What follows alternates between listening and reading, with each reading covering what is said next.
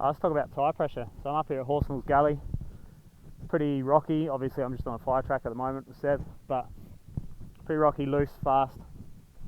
You kind of need reasonably high, relative to what you'd usually run, high tyre pressures to carry speed and to handle the G-outs.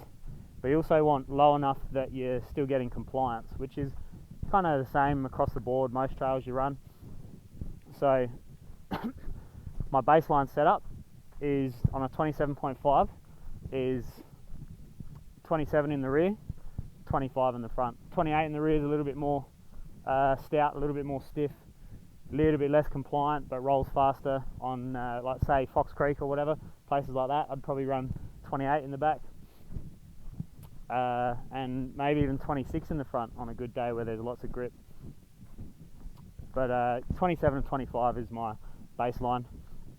On a 29er, that changes. So 29er, I've found 21 to 22 in the front is the equivalent to 25 in the, or 24 to 25, probably closer to 25 in the 27.5.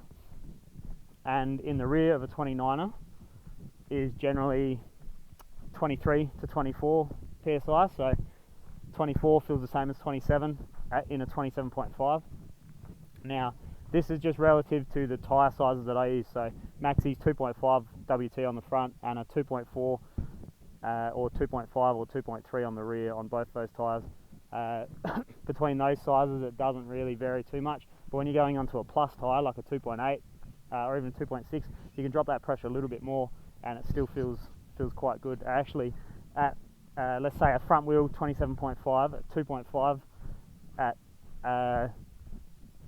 25 psi will feel the same as a 2.8 at 21 psi in a 27.5. So the bigger volume of the tyre makes a difference as well. On my old 26, I used to run 28 or 29 in the back and 27 in the front, which feels kind of similar to what I'm running now on the 27.5. So lots of numbers getting thrown out there, but the basis of it is I like a stiff-ish tyre that's still compliant.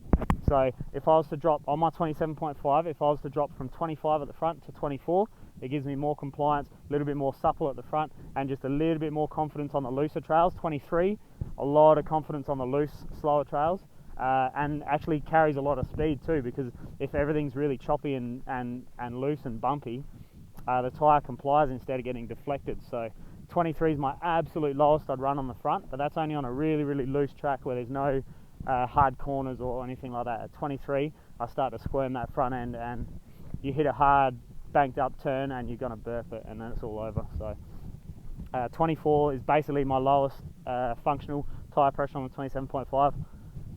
Out here at Horsey's, if I want real, if it's a dry summer's day, I'd probably go to 24, to be honest, on the front, and the back 26 with a Cushcore in it, 27 without it. So the Cushcore doesn't give me really any difference in feel. It just gives me more confidence, and the tyre doesn't. They are right. The tyre doesn't squirm quite as much with the Cushcore in it. It's subtle differences, but it is a difference. When you're talking higher speed tracks, definitely higher pressures is better, or higher speed, smoother tracks, I should say. Higher pressures is better. Your bike's going to carry more speed everywhere. You can sprint harder. You don't lose as much energy in the tyres. But when you get into loose stuff like this, I mean, this isn't really loose here. This is, it's pretty standard, but a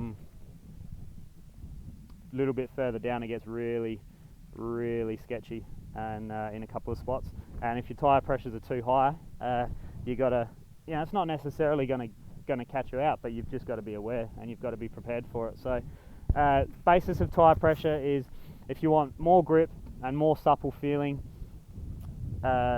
independent of what you do with your suspension, you run a little bit less pressure, but only low enough to where the tyres, basically if you're going to be experimenting, find a track that's typical of what you ride. Have a digital gauge for sure. Digital gauge is absolutely a must if you're going to be objective with things like this. Drop the pressures, start if you got a 27.5, start at 25 and then drop it 24, 23, 22, and when that front tyre starts to squirm in those hard corners, just bump it up a PSI, and that'll be your baseline if you're happy with that, how that tyre performs. 29er, obviously start at 22, drop at 21, 20, 19. I know guys that run 17, 18 PSI in their 29ers, and yeah, it is what it is, fair enough, but I can't do that. It unsettles. When you load that front wheel, it kind of wobbles a little bit, like the tyre squirms underneath it, and your body language has changed, everything's changed, so that's not on to me. I don't enjoy that at all. So we've got a little bit of a friend here. Hey Sev, you got a buddy there, hey? Come. Cool. So yeah, baselines, 25, 27, feels killer. Is good pretty much everywhere. And like I said, if it gets, Sev, come here. If it gets really, really loose, 24 and 26 for me. So definitely recommend putting some sort of tyre rim protection in your tyres. I'm actually just about to test the Effetto Mariposa tyre inserts, which are pretty cool. They're kind of like a firmer, thicker Huck Norris style insert. So I'm going to put one of them in the front and see how that goes. They look pretty promising and pretty cool. And but I definitely recommend getting some sort of a tyre insert. So I've got Cushcore in the back of mine. I've actually got a spare Cushcore because I only run them in the back.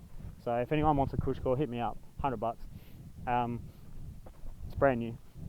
But yeah, if you want to run low pressures, be mindful that you're going to run into those issues where you're going to be squirming tyres, and landing, G'ing out on a hard landing that wasn't expected or something may well burp a tyre, and then that's all over. It's your run over. So, and if that's in a race situation, you don't want to be rolling down with a burp tyre trying to hit good lines and whatnot. So something to think about there. If you got any questions, hit me up. I'm thinking about doing a bit of a Q&A soon, so just keep dumping the questions in the comments, and I might get a few together and just do a little bit of a Q&A setup. So yeah, holler at me if you got any questions.